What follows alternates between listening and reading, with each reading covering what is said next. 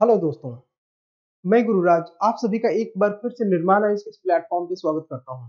जैसा कि आपको पता है इकोनॉमी की सीरीज चल रही है और इकोनॉमी में हम लोग काफी तेजी से अपने सिलेबस को प्रोग्रेस कर रहे हैं। इससे पहले कि budget and economic survey government of India लेके आए, उससे पहले हम लोग ये बजट वाला सेक्शन तक तो पक्का कर लेंगे सो दैट कि उसके बाद बजट और इकोनॉमिक सर्वे को इकोनॉमी के फंडामेंटल सिलेबस के साथ इंटीग्रेट करके आगे पढ़ सकें। दोस्तों आप लोगों में से कुछ लोगों ने हमसे पिछली बार पूछा था कि टैग्स का इस्तेमाल कैसे कर सकते हैं। आप लोगों को पता है ना कि हम लोग टैगिंग इस्तेमाल कर रहे हैं। टैगिंग, ये टैग्स क्या होते हैं? जब आप हमारी वीडियो में जाएंगे तो डिस्क्रिप्शन सेक्शन में ये टैग पड़े हुए हैं।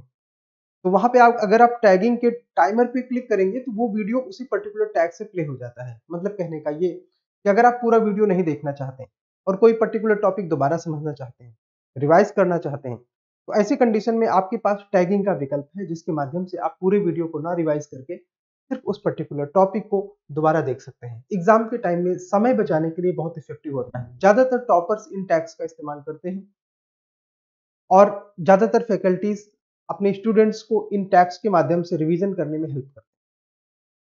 तो आज के सिलेबस में क्या, आज हम लेक्चर 15 लेके आए हैं जिसमें कि करेंसी कन्वर्टिबिलिटी से संबंधित इशू को जिक्र करेंगे, इंटरनेशनलाइजेशन ऑफ रूपी के बारे में पढ़ेंगे और बीओपी का कुछ छूटा हुआ सेक्शन है उसको पूरा करेंगे।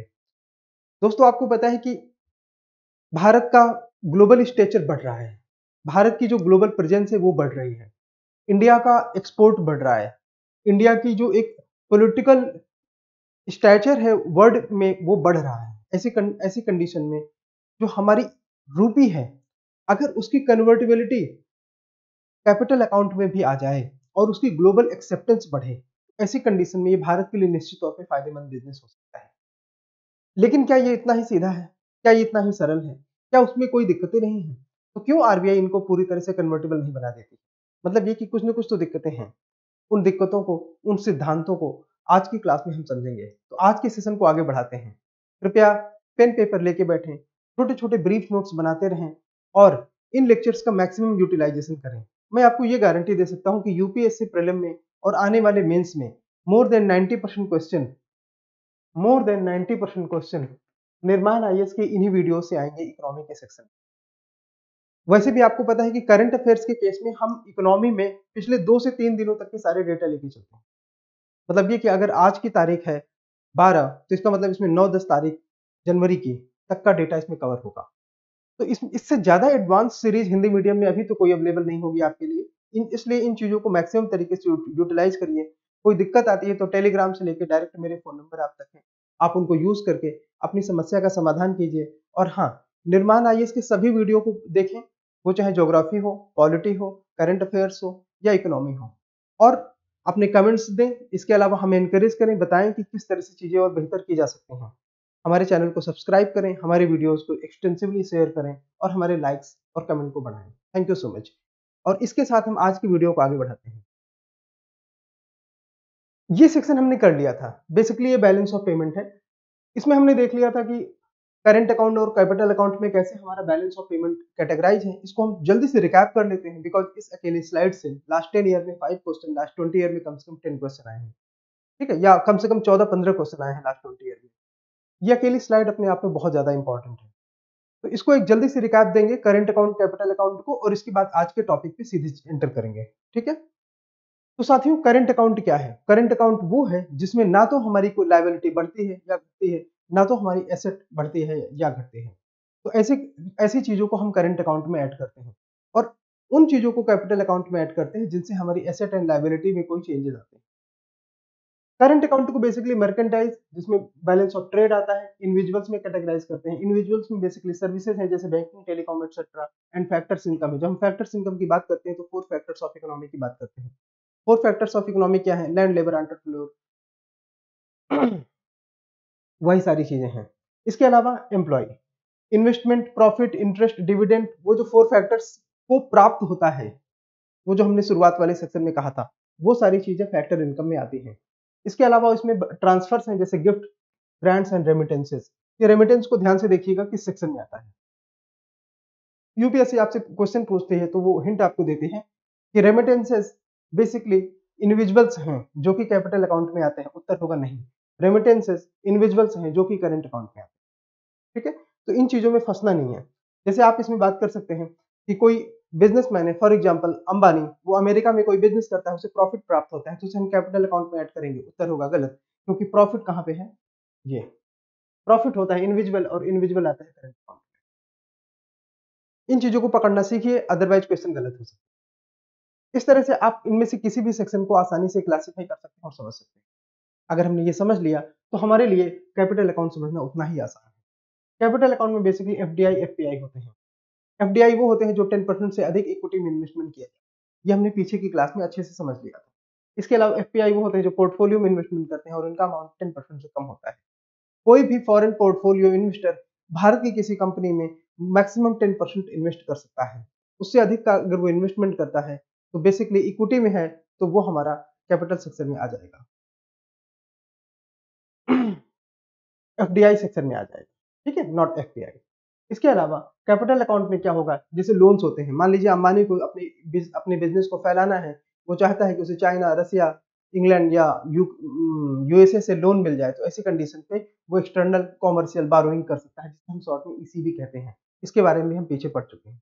इसके अलावा बैंकिंग कैपिटल होती है, जैसे कि मान लीजिए विदेशों में रह रहे एनआरआई भारत में अपना खाता खुलवाते हैं स्टेट बैंक या किसी भी बैंक में, और वो पैसा जमा करते हैं एनआरआई डिपॉजिट में।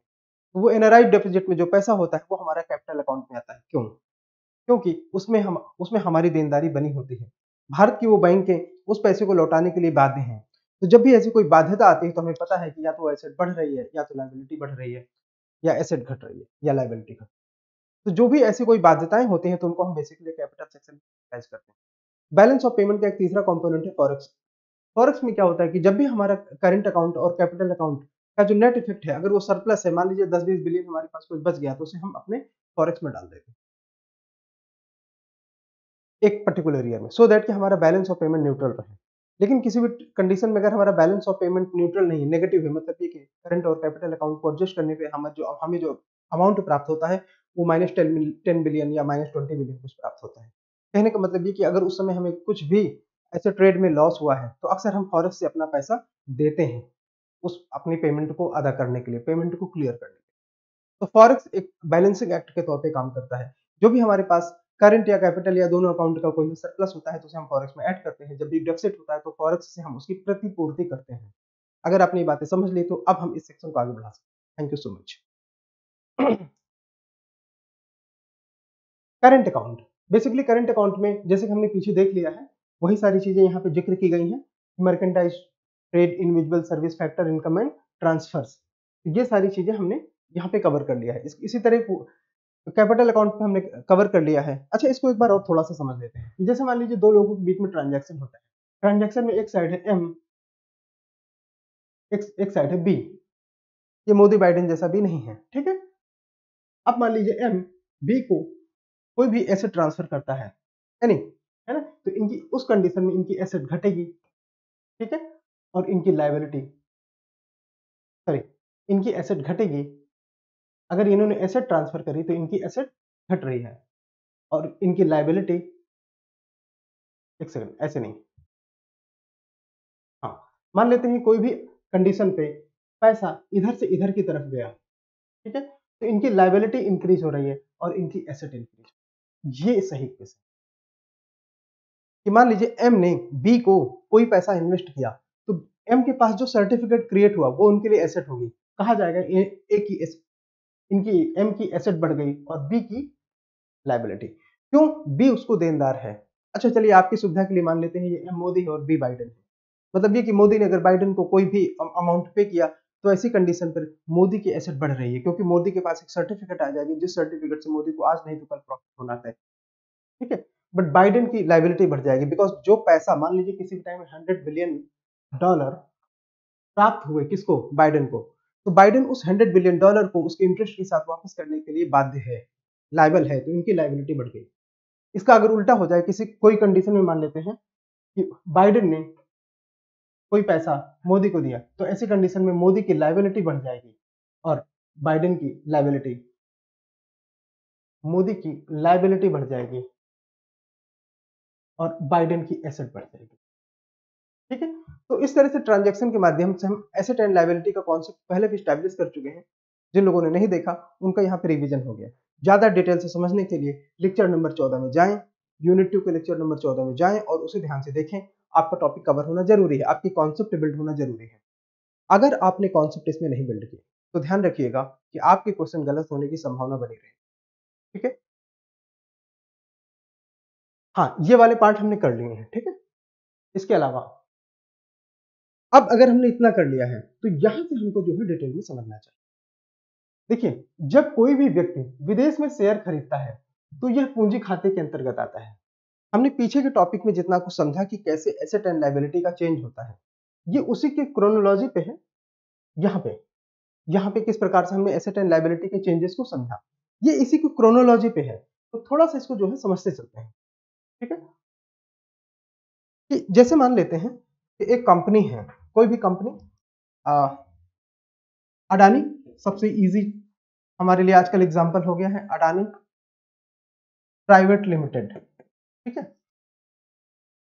अडानी मान लेते हैं कि अमेरिका में, यूएसए में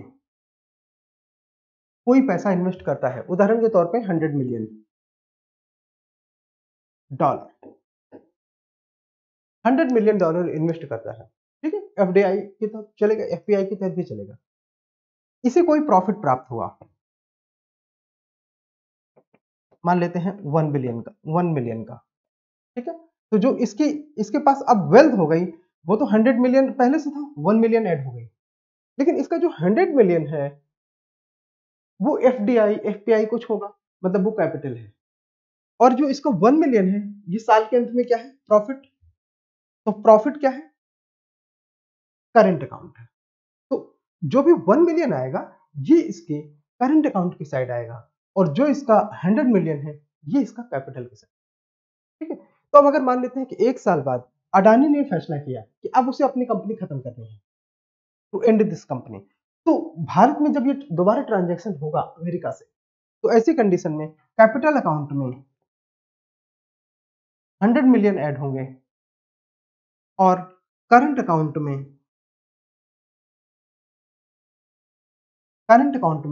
1 मिलियन ऐड होंगे। समझ गए क्या? नहीं समझे तो थोड़ी देर और वेट कर लीजिए, अभी आपको सारे के सारे कॉन्सेप्ट समझ आएंगे। पीछे आते हैं, यहां पे देखिए, एफडीआई एफपीआई में कोई पैसा अगर हम कहीं पे भेजते हैं तो हमारी एसेट को बढ़ता हुआ माना जाएगा। ऐसी कंडीशन में वो पैसा हमारा आएगा कैपिटल अकाउंट में, और उस पैसे से जब भी हमें कोई प्रॉफिट होता है, किसी चीज में हम इंटरेस्ट प्राप्त करते हैं या डिविडेंड प्राप्त करते हैं, तो ये प्रॉफिट आप देख सकते हैं कि करंट अकाउंट में। ठीक है, अब अगर आपने ये देख लिया तो फिर ये समझना आपके लिए बेहद आसान हो गया। हाँ ये, ठीक है, ये समझना आसान हो गया कि जब कोई व्यक्ति विदेश में शेयर खरीदता है, मतलब सेकेंडरी मार्केट में पैसा लगाने जा रहा है, पोर्टफोलियो निवेश हो सकता है, चेक करेंगे, तो यह पूंजी खाते के अंतर्गत आता है। क्योंकि हमने पीछे देख लिया कि एफडीआई एफपीआई ये सारी चीजें क्या है, इन्वेस्टमेंट इन कैपिटल से। क्यों कैपिटल में इन्वेस्टमेंट है, क्योंकि उससे आने वाले टाइम में कोई प्रॉफिट हो सकता है। और जब भी हम पैसा कहीं पे इन्वेस्ट करते हैं तो जो हमें रिसिप्ट प्राप्त होती है वो हमारे लिए एसेट होती है। क्यों, क्योंकि जो पैसा हमने कहीं पे इन्वेस्ट किया है उससे हमें प्रॉफिट होगा। एसेट का नेचर ये होता है कि वो आपको कुछ ना कुछ लाभ कमा के देगा। ठीक है, ये एसेट का नेचर होता है। लाइबिलिटी का भी ये नेचर है, ऐसा नहीं कि लाइबिलिटीज आपको लाभ कमा कर नहीं देंगे, लेकिन लाइबिलिटीज के केस में वो जो प्रिंसिपल अमाउंट है, वो जो मूलधन है, वो आप वापस करने के लिए बाध्य हैं। एसेट के केस में आप वापस करने के लिए बाध्य नहीं है। एसेट के केस में आपको स्वयं कुछ ना कुछ प्राप्त होना तय है। That's main difference. फाइन।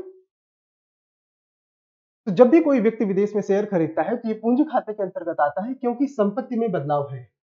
ठीक है, एसेट या लाइबिलिटी में कोई चेंज है, लेकिन जब वो लाभांश प्राप्त होगा तो वो करंट अकाउंट के अंतर्गत आएगा, चालू खाते के अंतर्गत आएगा, क्योंकि यह संपत्ति में बदलाव नहीं कर रहा। जब भी आपको कोई प्रॉफिट या इंटरेस्ट या ऐसा कोई चीज प्राप्त होता है तो इसमें आपकी एसेट एंड लायबिलिटी कोई कुछ भी नहीं चेंज होती। ना तो आपकी कहीं पे एसेट बढ़ रही है, ना तो किसी की घट रही है, ना तो किसी की लायबिलिटी बढ़ रही है, ना तो किसी। ठीक है, तो इस प्रकार से ये चालू खाते में है। इसी प्रकार जब भी हम किसी अंतरराष्ट्रीय एजेंसी से लोन लेते हैं, ऋण लोन, तो वह पूंजी खाते में आता है। क्यों? क्योंकि ऐसी कंडीशन में जो हमने लोन लिया वो हम लोन वापस करने के लिए बाध्य हैं। मतलब ये कि हमारे सर पे लायबिलिटी क्रिएट हुई, तो जब भी लायबिलिटी क्रिएट हुई तो उसे हम कहां लिखेंगे? कैपिटल अकाउंट में। I hope you got the point. And अगर अभी भी किसी का ये कॉन्सेप्चुअल पॉइंट फंसा हुआ है तो इसे आप कमेंट सेक्शन में बताइए। आपके लिए स्पेशल केस में इसे अच्छे से और तरीके से डिस्कस किया जाएगा। अगर आपको ये लगता है कि किसी और उदाहरण के साथ डिस्कस किया जाना चाहिए तो भी आप बताइएगा, ठीक है? हाँ, तो जब भी हम किसी अंतरराष्ट्रीय संस्था जैसे कि आईएमएफ या एशियन डेवलपमेंट बैंक से लोन लेते हैं तो पूंजी खाते के अंतर्गत आता है, क्योंकि ये हमको दायित्व देता है, लायबिलिटीज हमारी बढ़ाता है। दायित्व मतलब लायबिलिटीज। लेकिन जब हम ऋण पर ब्याज दे रहे हैं तो यह चालू खाते के अंतर्गत आएगा, क्योंकि इससे ब्याज की भुगतान कर देने से पिछली देनदारी यानी कि जो पिछला मूलधन हमने लोन में लिया है वो कम नहीं होता है। अगर मान लीजिए आपने आईएमएफ से, भारत ने आईएमएफ से 100 मिलियन का लोन लिया है, उसने साल के अंत में 4 मिलियन का ब्याज चुका दिया, तो क्या हमारे लोन का मूल अमाउंट 100 मिलियन कम हुआ? 100 मिलियन क्या कम हुआ? उत्तर है नहीं। जब 100 मिलियन कम नहीं हुआ तो ऐसी कंडीशन में हम कहेंगे कि हमारी एसेट में कोई परिवर्तन नहीं हुआ, ना हमारी लायबिलिटीज में कोई परिवर्तन नहीं हुआ। और जब भी एसेट एंड लायबिलिटीज में कोई चेंजेस नहीं होते हैं तो वो कहां पे जाएगा? करंट अकाउंट में। इसी तरह अगर हम उपहार, अनुदान या प्रेषण, उपहार गिफ्ट होता है, अनुदान ग्रांट होता है, प्रेषण रेमिटेंस होता है, इसका और उदाहरण समझ लेते हैं। मान लीजिए कि मोदी और पुतिन की बहुत अच्छी दोस्ती है। ऐसी कंडीशन में पुतिन ने कोई बड़ा सा गिफ्ट भिजवाया तो वो हमारे कैपिटल अकाउंट में नहीं आएगा। हमने हालांकि पीछे वाले बीओपी वाले मेन चार्ट में देख लिया था कि तीनों चीजें जो है वो करंट अकाउंट का पार्ट होती है। लेकिन उसका कारण यही है कि हमारा कोई वापस करने का दायित्व नहीं है। अगर मान लीजिए पुतिन ने मोदी को कोई गिफ्ट दिया तो उस गिफ्ट के लिए हमें कोई मॉनेटरी रिटर्न नहीं करना है किसी सर्टेन टाइम। गिफ्ट हमेशा इस सेंस में दिए जाते हैं कि वो अब आपका हो गया। उसी तरह मान लीजिए कि भारत में अकाल आया, आईएमएफ ने या अमेरिका ने भारत को कोई ग्रांट दिया, 500 मिलियन का मान लीजिए ग्रांट दिया, तो ग्रांट अनुदान के खाते में अनुदान होता है। मतलब ये कि वो अनुदान हमको प्राप्त हो गया, हम अपनी समस्या के लिए उसका इस्तेमाल करेंगे और हमें कुछ भी वापस नहीं। प्रेषण मतलब होता है रेमिटेंसेस। जैसे कि प्रियंका चोपड़ा मान लीजिए रहती है कहाँ पे? यूएसए में। अब अगर वो अपनी मम्मी डैडी के रख रखाव के लिए भारत में कोई पैसा भेजती है तो मम्मी डैडी उसे खा के खत्म कर देंगे, अपने कमरे के किराए में खर्च कर देंगे, और उस मम्मी डैडी को, प्रियंका चोपड़ा को कोई भी अमाउंट वापस नहीं करना है। तो इसे हम रेमिटेंस कहेंगे, क्योंकि अब चूंकि मम्मी डैडी को कोई भी अमाउंट प्रियंका को वापस नहीं करना है, इसलिए इसका मतलब है कि भारत को कोई भी अमाउंट अमेरिका को वापस नहीं करना है। इसका मतलब ये कि भारत के सर कोई भी लायबिलिटी या कोई भी जिम्मेवारी नहीं आई है पैसा वापस करने के लिए। तो जब भी ना तो जिम्मेदारियां ना तो संपत्तियों में कोई परिवर्तन होता है तो वो अमाउंट करंट अकाउंट में जाता है। I hope you got the point. Yes, same thing. आइए बीओपी को बेहतर समझने के लिए एक उदाहरण पर विचार करें। अब मान लीजिए आपको यहाँ तक बहुत कुछ समझ में नहीं आया, बहुत सारी चीजों में गड़बड़ है, कोई बात नहीं, इस आगे के एक और एग्जाम्पल से चीजों को समझते हैं। ठीक है, किस तरह से पैसा कहाँ पे ऐड होता है। ठीक है, बाकी आप कमेंट सेक्शन में करेंगे तो इसमें आपका नुकसान कुछ नहीं है, आपको सीखने को मिलेगा। कोई भी दिक्कत है तो प्लीज कमेंट करिए हमारे कमेंट बॉक्स में जाके, और अपनी दिक्कतों को समाप्त करिए हमेशा के लिए सही समाधान के माध्यम से। देखते हैं, ये साल है 2017 का। मान लेते हैं कि ऐसे समय भारत का जो फॉरेक्स है वो 350 बिलियन का है। फॉरेक्स का मतलब क्या है? Foreign exchange reserve. तो ये फॉरेन एक्सचेंज रिजर्व कितना है? 350 बिलियन। और ये है 2017 की 1 अप्रैल, और ये है 2018 की 31 मार्च। इस दौरान क्या चेंजेस हो रहे हैं कि जो हमारा करंट अकाउंट है इसमें ये प्रतीक पे ध्यान दीजिए, ये 100, इस चिन्ह पे ध्यान देंगे, ये 100 बिलियन माइनस में लिखा है, डॉलर 100 बिलियन माइनस में लिखा है। ठीक है, और कैपिटल ये प्लस में है, ध्यान दीजिएगा। तो ये 150 बिलियन प्लस में है। तो मतलब अगर हम किसी टाइम में कैपिटल अकाउंट और करंट अकाउंट को जोड़ेंगे तो ये 100 माइनस में है तो इसमें कम हो जाएगा और हमारे पास बचेगा नेट 50 बिलियन प्लस। प्लस में होने का मतलब उसे हम अपनी किसी जेब में रख सकते हैं, और वो जेब है आपकी क्या? फॉरेक्स। जब आपके पास करंट अकाउंट या कैपिटल अकाउंट का कोई सरप्लस होता है, तो वो पैसा, सरप्लस वाला अमाउंट 50 बिलियन, हम कहां पे ऐड करेंगे? अपने फॉरेक्स में।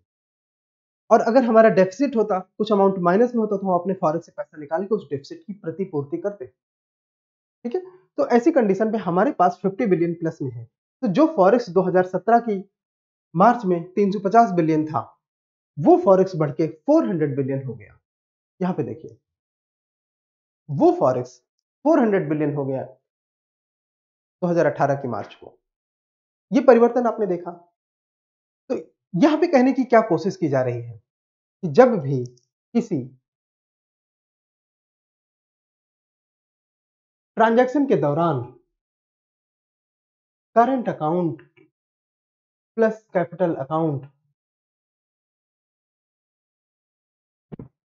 का जो नेट है वो प्लस में अगर 50 बिलियन आ रहा है, तो इस 50 बिलियन को हम अपने फॉरेक्स में ऐड कर देंगे। फॉरेक्स हमारा 350 बिलियन का था, प्लस 50 बिलियन का अब हो गया 400 बिलियन। ठीक है, अगर आपको ये समझ में आ गया तो हम इसको और सरल कर सकते हैं। मान लीजिए किसी समय में हमारा current account and capital account का नेट आया माइनस में 100 बिलियन। मतलब ये माइनस में है, इस प्रतीक, इस चिन्ह पे ध्यान दीजिए, माइनस में, ऋण में। मतलब ये कि 100 बिलियन हमें अभी किसी को अदा करना है। वो सऊदी अरेबिया को तेल के लिए हो सकता है, चाइना को उसके सामान के लिए हो सकता है, अमेरिका को कुछ गुड्स के लिए हो सकता है, या किसी और उत्पाद के लिए, इजराइल के किसी डिफेंस वेपन के लिए हो सकता है, रसिया से किसी मशीनरी के लिए हो सकता है, S-400 के लिए हो सकता है। ऐसी कंडीशन पर वो जो पैसा है वो अभी हमें अदा करना है। तो हम अदा कहां से करेंगे? अपने फॉरेक्स से। तो 2017 के अंत में हमारा फॉरेक्स कितना था? 350 बिलियन। तो ये 100 माइनस हो जाएगा, और हमारे पास जो अब अमाउंट आएगा वो आएगा 250 बिलियन। मतलब हमारा फॉरेक्स रिजर्व कम हो गया। आप में से जिनको ये नहीं पता था कि फॉरेक्स रिजर्व कैसे बढ़ता है या घटता है, उनके लिए ये टॉपिक समझना बहुत जरूरी है।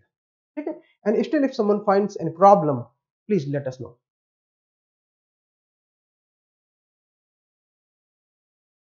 Yes, same thing is expressed here.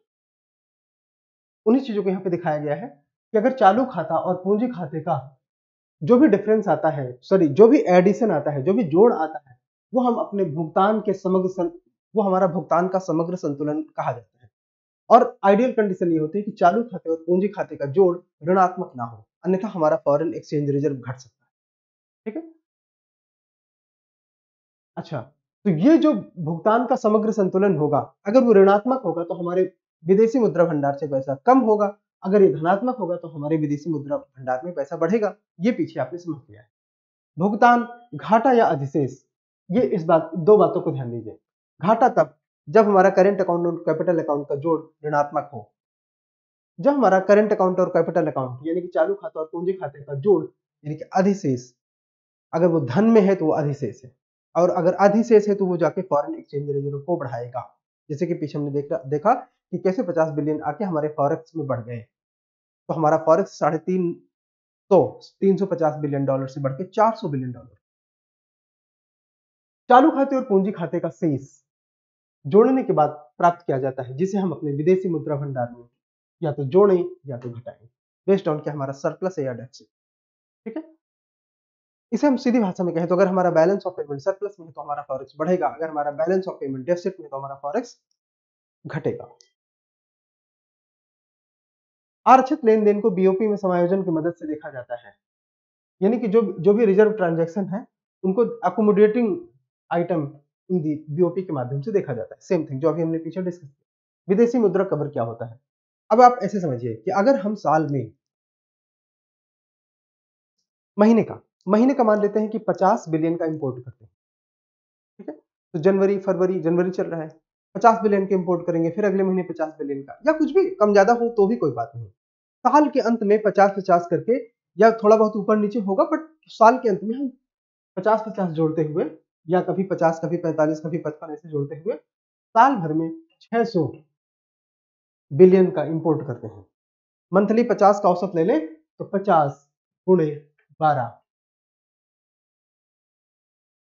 बराबर 600 बिलियन का इंपोर्ट करते हैं। तो अगर आपके फॉरेक्स में 600 बिलियन डॉलर है, मतलब एक साल तक आप बिना कोई भी एक्सपोर्ट किए हुए लगातार इंपोर्ट कर सकते हैं। इसको हम बोलेंगे कि हमारा फॉरेक्स कवर 1 ईयर की इंपोर्ट को कवर देता है। इसको हम बोलेंगे कि हमारा फॉरेक्स एक्सचेंज रिजर्व, विदेशी मुद्रा भंडार, एक साल के इंपोर्ट को, आयात को कवर देता है। कवर देने का मतलब ये है कि अगर हमारा एक्सपोर्ट शून्य भी रहे तो भी हम एक साल तक इंपोर्ट कर सकते हैं। मतलब ये कि एक साल तक कोई बैलेंस ऑफ पेमेंट क्राइसिस नहीं। ठीक है। नाउ आपसे आप लोगों ने न्यूज़पेपर में पढ़ा था कि हाँ, भारत का एक्सपोर्ट घट रहा है, इंपोर्ट बढ़ रहा है, इस प्रकार से भारत श्रीलंका वाले रास्ते में जा रहा है। आप लोग काउंटर कर सकते हैं क्या? हाँ, अगर आपको ये पता हो कि हमारा फॉरेक्स रिजर्व है कितना। अगर आपको ये पता है कि हमारा फॉरेक्स रिजर्व अभी भी करीब 600 बिलियन डॉलर से ऊपर है, मतलब ये कि साल भर का हमारे पास इंपोर्ट कवर है। क्योंकि मैंने आपसे जो 50 बिलियन डॉलर इंपोर्ट का लगभग आइडिया बताया, वो लगभग एक्यूरेट है, वो सही है। ठीक है। तो ये तो था विदेशी मुद्रा भंडार का जो कवर है, जिसे हम फॉरेक्स कवर कहते हैं। ये हमने उस उदाहरण से समझ लिया है। अच्छा, एक और चीज, इस चार्ट को देखने से पहले हम जब ये बात कहते हैं कि हमारा फॉरेक्स कवर पूरे एक साल के लिए है, मतलब ये कि हमारे पास अगर 600 बिलियन है तो उस 600 बिलियन से हम एक साल का अपना इंपोर्ट कवर कर सकते हैं। आप ये मान के चलिए कि चाहे जितना कम हम एक्सपोर्ट करेंगे, हमारा एक्सपोर्ट शून्य कभी नहीं होगा। कुछ ना कुछ हम एक्सपोर्ट करते रहेंगे। ठीक है। तो ऐसी कंडीशन में जो हमारा फॉरेक्स कवर होगा 600 बिलियन, उसमें कुछ ना कुछ ऐड भी होगा। तो जो ऐड होगा उस हिसाब से हम अपना देखेंगे, जो हमारा फॉरेक्स कवर है वो एक साल से ज्यादा हो जाएगा। इसलिए ऐसी कोई फॉरेन मार्केट में कोई क्राइसिस नहीं है भारत के लिए।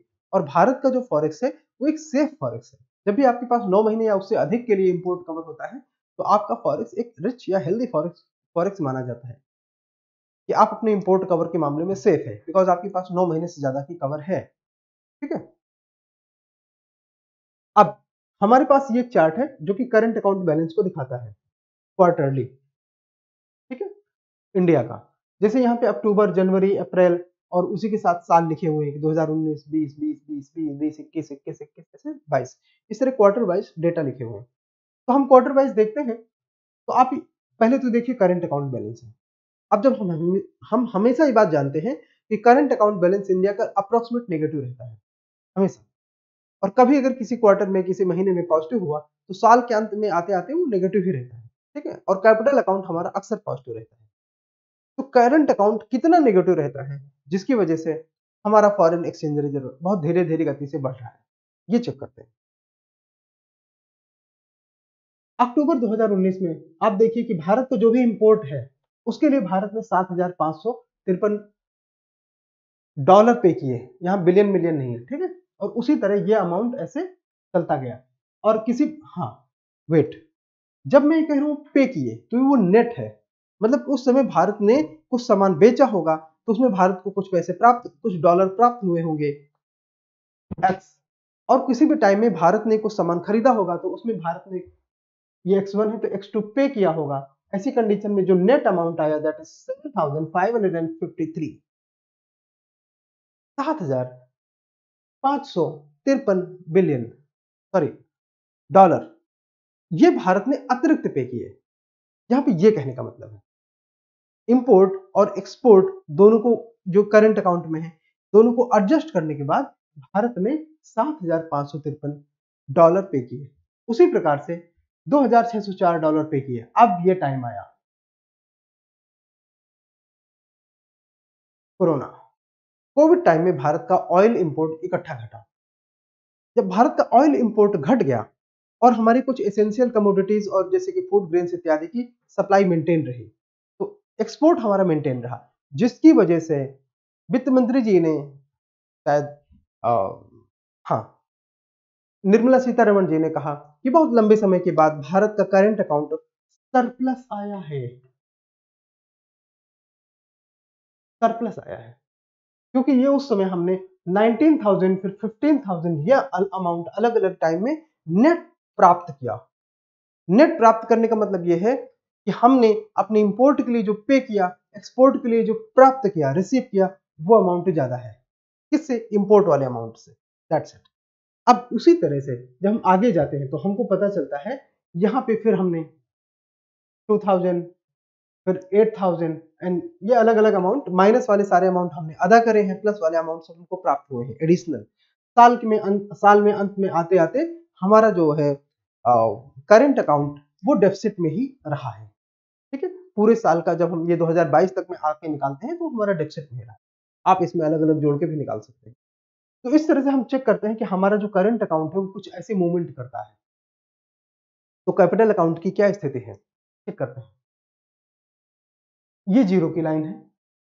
ठीक है, सिद्धांत तो वही है कि कैपिटल अकाउंट में हमने जो हमारी कंट्री से एसेट ट्रांसफर करी, कोई भी मान लीजिए पैसे ट्रांसफर करें, ठीक है, तो ऐसी कंडीशन में या कोई फॉरेन कंट्री जिसका इन्वेस्टमेंट हमारी कंट्री में आया, उनका जो नेट है वो ये है, किसी टाइम में भारत ने विदेशों में ज्यादा भेजा।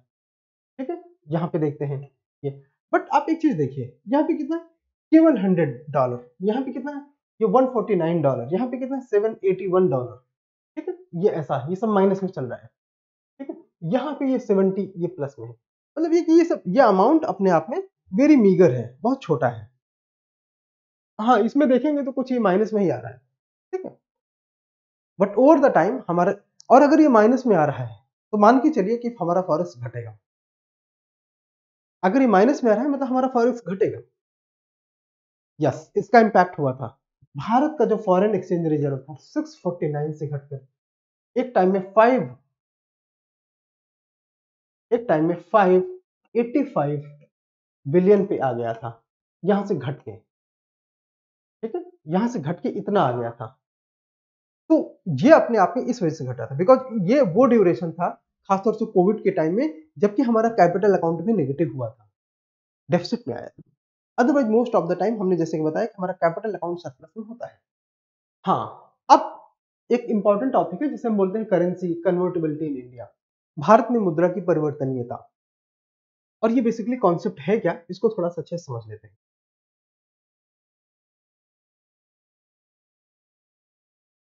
भारत में मुद्रा की परिवर्तन मतलब क्या, कि देखिए हमारे पास है बीओपी।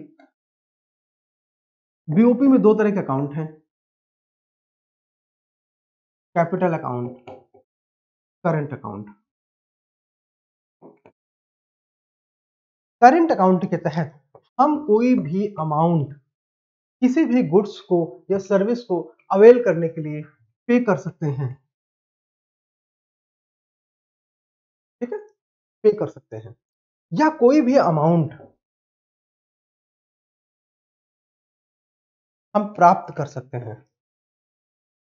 ठीक है, कोई भी अमाउंट हम प्राप्त कर सकते हैं करंट अकाउंट के लिए। तो इसको बोलते हैं कि हमारा करंट अकाउंट पूरी तरह से कन्वर्टिबल है, हमारा करंट अकाउंट पूरी तरह से विनियमित है।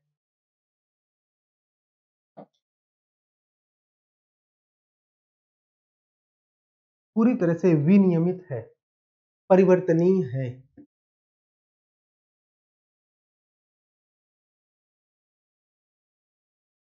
या कन्वर्टिबल है। फुल्ली कन्वर्टिबल है,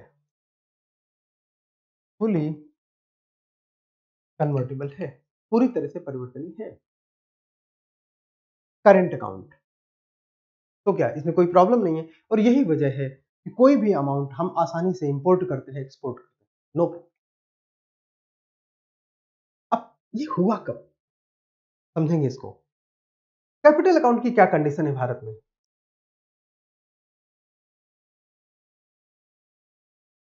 कैपिटल अकाउंट आंशिक रूप से परिवर्तनीय है, मतलब पार्शियली कन्वर्टेबल है।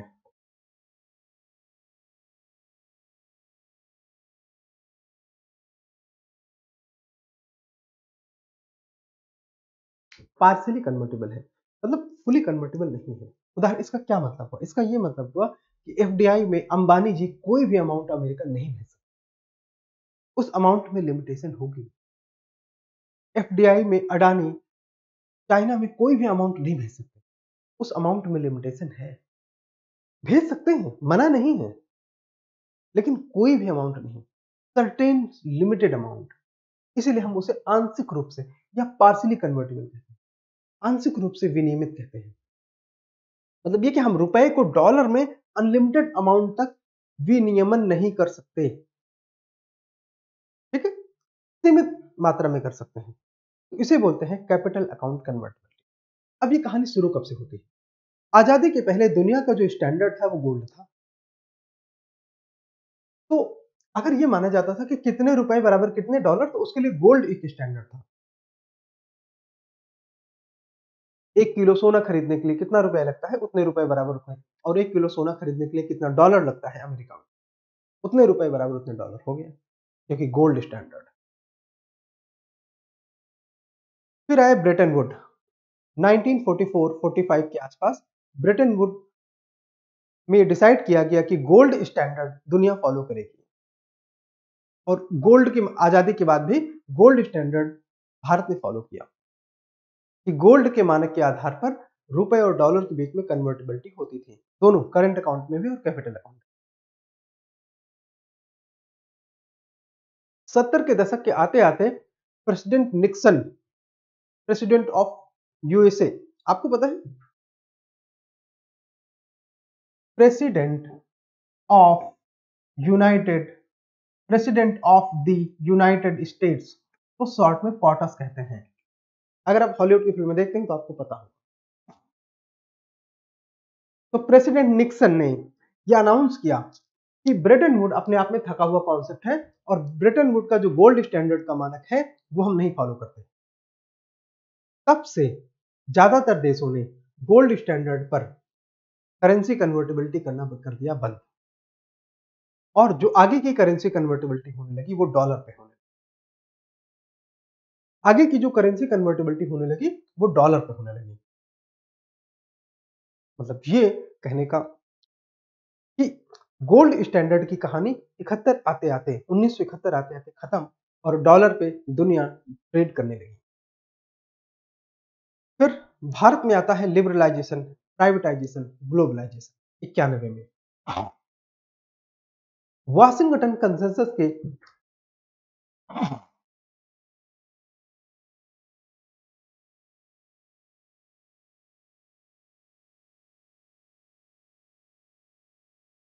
वाशिंगटन कंसेंसस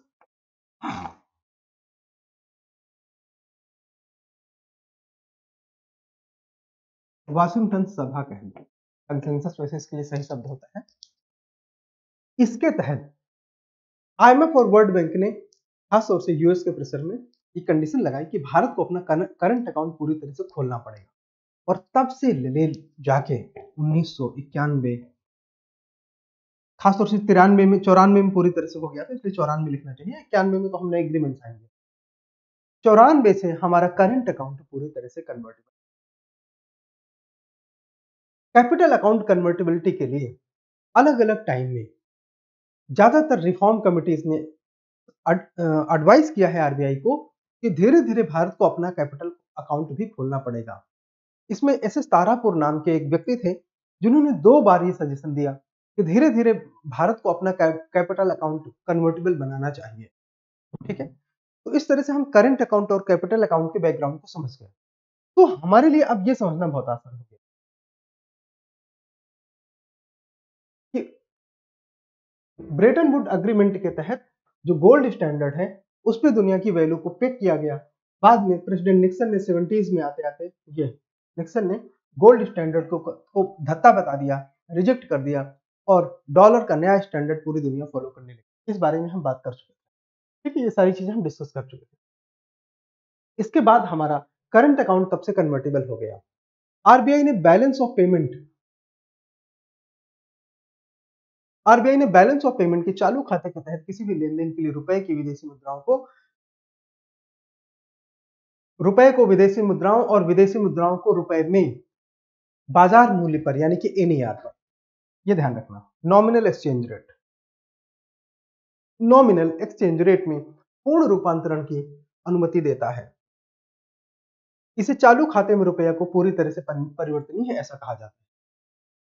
91 में के शुरू में किए गए आर्थिक सुधारों के एक हिस्से के तौर पर 93 में भारत में रुपए को चालू खाते में पूरी तरह से परिवर्तनीय बना दिया गया, जिसमें मुख्य चीजें क्या आती हैं। अब आपने पहला वाला चार्ट अगर पीछे याद है जो बीओपी का, जिसको हमने रिकैप किया था, रिवाइज किया था, है ना, तो उसमें आयात निर्यात और अदृश्य व्यवहार आते हैं करंट अकाउंट में। इसके अलावा चालू व्यापार, व्यापारिक लेन then,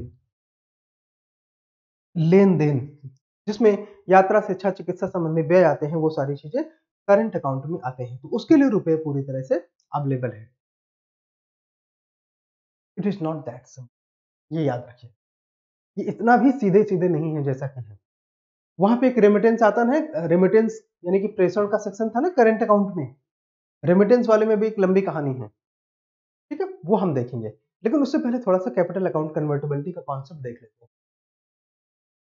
capital account convertibility Bharat में आंशिक है, पार्शियल है, ऊपर कॉर्नर में लिखा है, आपने अगर देख लिया। इसका कहने का क्या मतलब है कि आरबीआई बैलेंस ऑफ पेमेंट के पूंजी खाते के तहत लेन देन के लिए रुपए को विदेशी मुद्राओं में और विदेशी मुद्राओं को रुपए में पूर्ण परिवर्तन की अनुमति नहीं देता है।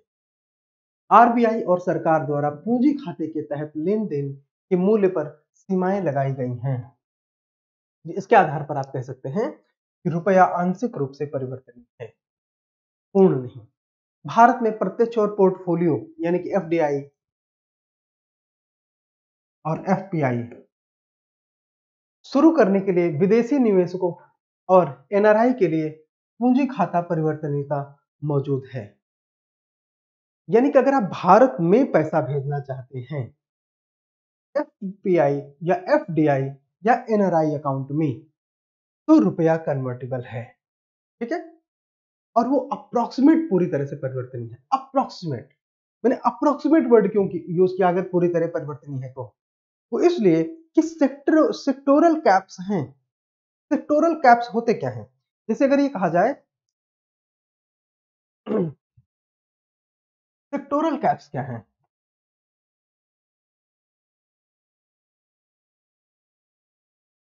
जैसे मान लीजिए इंश्योरेंस सेक्टर है, इंश्योरेंस सेक्टर है, तो इसमें कोई भी देश, जैसे कि अमेरिका का व्यक्ति, मान लेते हैं अमेरिका के इन्वेस्टर है वारेन बफे। वारेन बफे अगर भारत की किसी इंश्योरेंस कंपनी में पैसा लगाना चाहता है तो मैक्सिमम 74% तक ही लगा सकता है, तो इसे हम सेक्टोरल कैप कहते हैं। एफडीआई के तहत वारेन बफे इंश्योरेंस सेक्टर में सिर्फ 74% तक की इक्विटी ले सकता है, 100% नहीं। अगर कैपिटल अकाउंट पूरी तरह से कन्वर्टेबल होता तो एफडीआई में वारेन बफे 100% पैसा लगा सकता, ठीक है।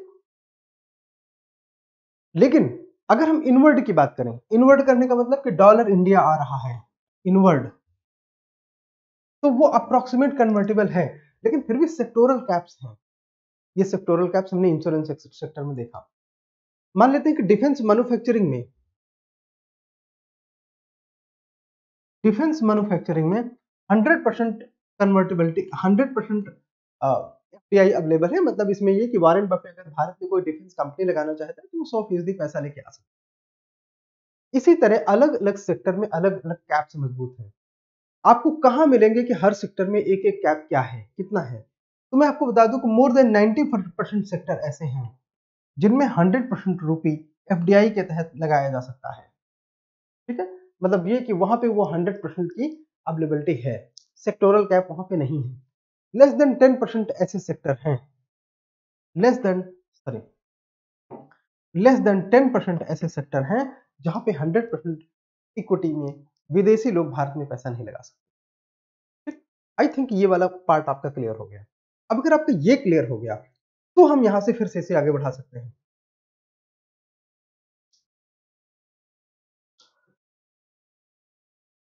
इनवर्ड पैसा लाने में ज्यादातर कोई दिक्कतें नहीं है। यहां पे लिखा हुआ है कि inward FDI is allowed in most sectors and outbound FDI by Indian incorporated entities allowed in multiples of their network.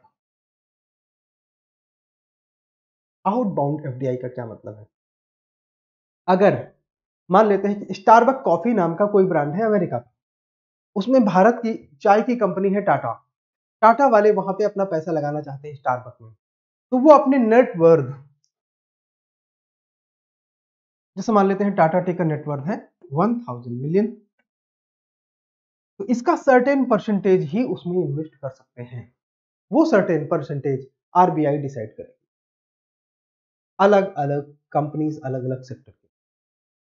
मतलब ये कि आउटबाउंड एफटीआई, जिसमें कि भारत से रुपया बाहर जा सकता है, वो पूरी तरह से कन्वर्टेबल नहीं है और उसमें ढेर सारे लिमिटेशंस हैं। पूंजी खाता पर परिवर्तनीयता के संबंध में रिजर्व बैंक द्वारा एसएस तारापुर, जिनका भी हमने जिक्र किया था, की अध्यक्षता में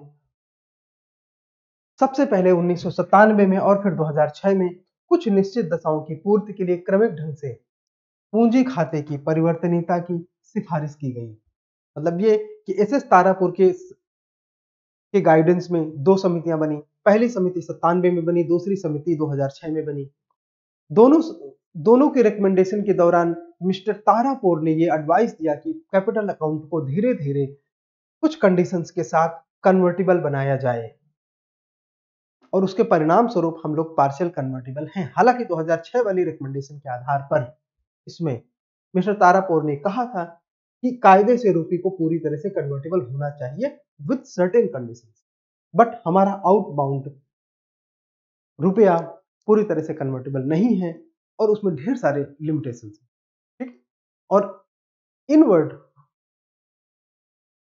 capital account convertibility is approximately available for most of the sectors except in some sectors where sectoral caps are. Okay? ऐसा कोई अंतरराष्ट्रीय प्राधिकरण नहीं है जो किसी को यह निर्देश दे कि आप किस करेंसी में ट्रेड करें, किस करेंसी में एक्सचेंज करें। ऐसा कोई अंतरराष्ट्रीय प्राधिकरण नहीं है। ये दो देशों या तीन देशों या मल्टीलेटरल कंट्रीज या ग्रुप्स की आपस में अंडरस्टैंडिंग होती है कि वो किस करेंसी में ट्रेड करेंगी। डॉलर में ट्रेड करना है ऐसा किसी देश की बाध्यता नहीं है। डॉलर में हम ट्रेड करते हैं, ये हमारी अपनी पसंद है, क्योंकि डॉलर एक स्थिर मुद्रा है जिसे हम हार्ड मनी कहते हैं। हार्ड स्थिर मनी कहने का मतलब ये कि इन्फ्लेशन और एक्सचेंज रेट का आसानी से कोई प्रभाव डॉलर में नहीं पड़ता है। डॉलर आसानी से अपनी वैल्यू को न तो गेन करता है न तो खोता है। उसका अवमूल्यन और अधिमूल्यन आसानी से नहीं होता। जब भी होता है तो बहुत नॉमिनल या स्मॉल अमाउंट। ठीक है, इसलिए हम डॉलर के माध्यम से इंपोर्ट या एक्सपोर्ट करते हैं। अन्यथा दुनिया में ऐसा कोई प्राधिकरण नहीं है जो किसी कंट्री को यह एडवाइस दे कि आपको किस करेंसी में एक्सपोर्ट या इंपोर्ट करना चाहिए। ठीक है, ये पॉइंट अगर आपको समझ में आ गया तो हम इसको और आगे बढ़ा सकते हैं। आमतौर पर कोई देश उस मुद्रा को व्यापार के लिए स्वीकार करता है यदि वह मूल्य नहीं खो रही है, यानी कि उसमें इन्फ्लेशन का कोई खास प्रभाव नहीं है। ठीक है, नाउ हाँ, अब आपको पता है यहां पर रेमिटेंस वर्ड लिखा है। रेमिटेंस करंट अकाउंट में आता है। भूल गए हो तो जल्दी से पहले अपने नोट्स में वो जो बीओपी वाला आपने डायग्राम बनाया है, उस बीओपी वाले डायग्राम में देखो कि रेमिटेंस आपने कहां लिखा है।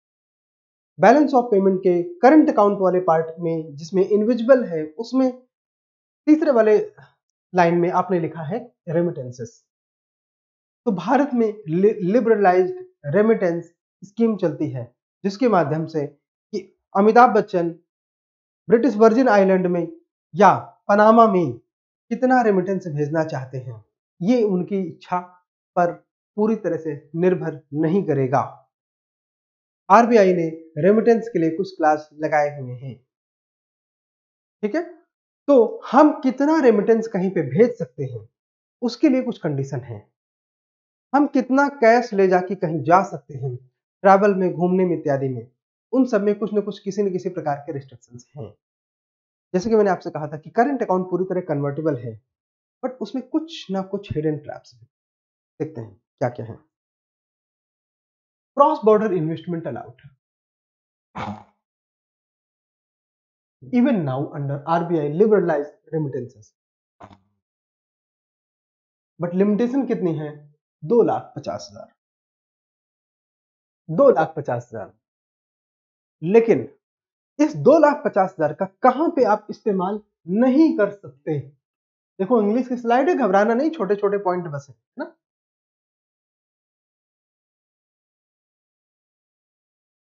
तो प्रोहिबिशन कहां कहां पे है, कहां कहां पे आप इस 2.5 लाख का इस्तेमाल नहीं कर सकते? शेड्यूल्ड 1 और शेड्यूल्ड 2 फेमा रूल्स 2000 ये निर्धारित करता है कि आप रेमिटेंस, लॉटरी, टिकट स्वीप या प्रिस्क्राइब जो मैगजीन प्रतिबंधित हैं उनमें आप नहीं लगा सकते।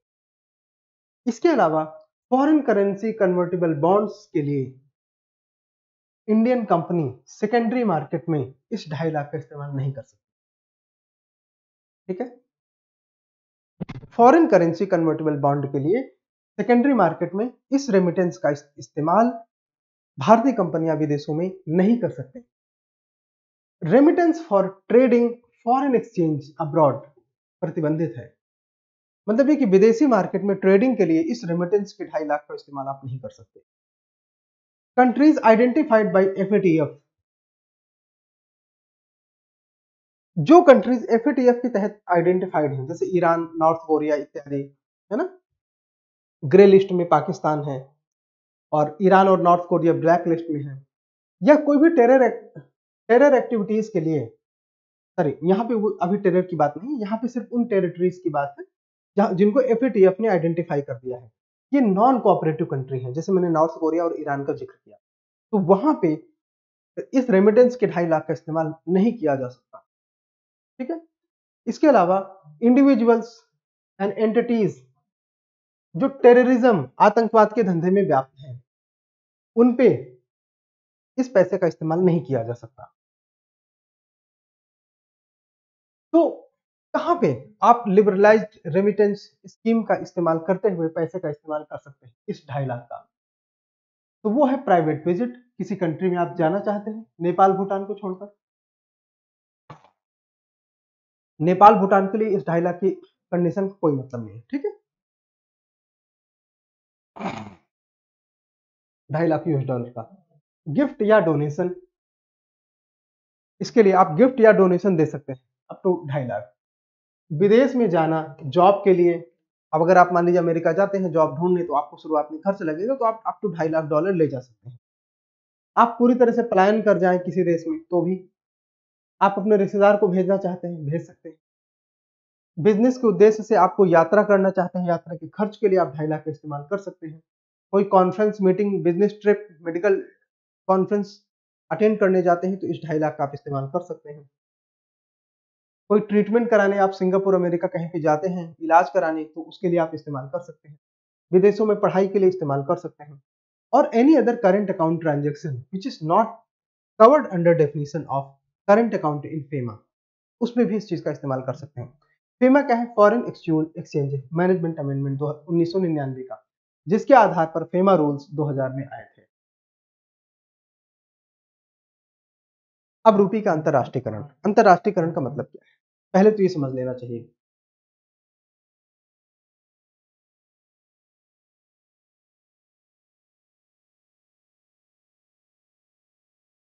रूपी का अंतरराष्ट्रीयकरण का मतलब यह है कि ज्यादा से ज्यादा हम अपना एक्सपोर्ट इंपोर्ट रुपए में करें, हमें एक इंटरमीडिएट करेंसी जैसे डॉलर की आवश्यकता ना पड़े।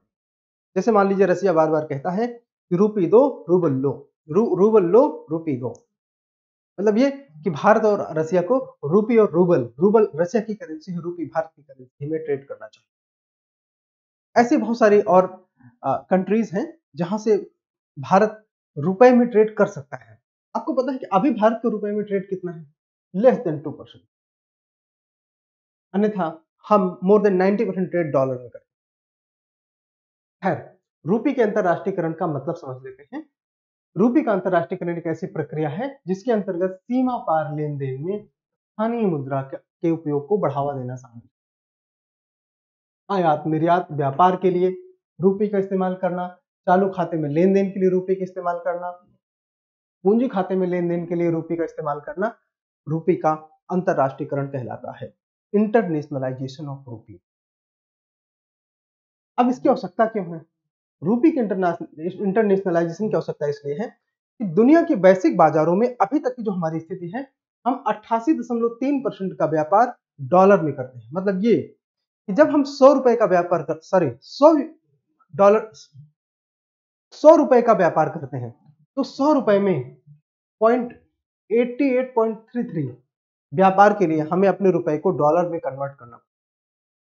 उसके अलावा यूरो येन का भी इस्तेमाल होता है छोटे अमाउंट में, और रूपी का तो बहुत कम होता है। कितना होता है वो हमको यहाँ मिल जाएगा। ये यूरो येन भी आते हैं, पाउंड स्टर्लिंग भी आता है। रूपी की हिस्सेदारी कितनी है? मात्र 1.7। मतलब जब हम 100 रुपए का ट्रेड करते हैं, इस 100 रुपए में केवल 1 रुपए 70 पैसे का ट्रेड रूपी में होता है। मतलब उसके लिए हम सीधे रुपए में पेमेंट दे पाते हैं।